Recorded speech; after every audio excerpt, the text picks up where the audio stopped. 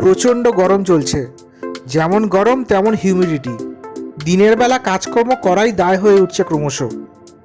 কিন্তু রুটি রুজির টানে তো বেরোতেই হবে, ঘরে বসে থাকলে তো আর পেট ভরবে না। এদিকে দক্ষিণবঙ্গে বর্ষা কবে ঢুকছে এ প্রশ্নের উত্তরে হাওয়া অফিস নিরুত্তর। আমি এখন অফিস থেকে বাড়ি ফিরছি। এটা সেন্ট্রাল পার্ক মেট্রো স্টেশন। আমি এখান থেকে ট্রেন ধরে শিয়ালদা যাব। স্টেশনে পৌঁছতে কিছুক্ষণের মধ্যেই ট্রেন চলে এলো। আমি ট্রেনে উঠে পড়লাম। ট্রেনে উঠে দরজার পাশে দাঁড়িয়ে গেলাম।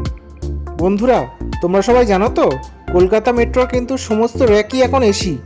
এদিকে কিছুক্ষণের মধ্যে ট্রেনও ছেড়ে দিল। ট্রেনে কিন্তু খুব বেশি ভিড় হয়নি। আমি তো বাইরের দৃশ্য দেখতে দেখতে যাচ্ছিলাম। সত্যি বন্ধুরা, সল্টলেক মেট্রোটা চালু হওয়ার পর খুব উপকার হচ্ছে আমাদের। খুব অল্প সময়ের মধ্যে গন্তব্যে পৌঁছে যেতে পারছি আমরা।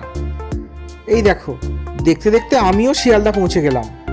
শিয়ালদা স্টেশনে খুব একটা ভিড় নেই, তবে এই মেট্রো লাইন যখন হাওড়ার সাথে কানেক্ট হয়ে যাবে তখন কিন্তু ভিড়টা বাড়বে।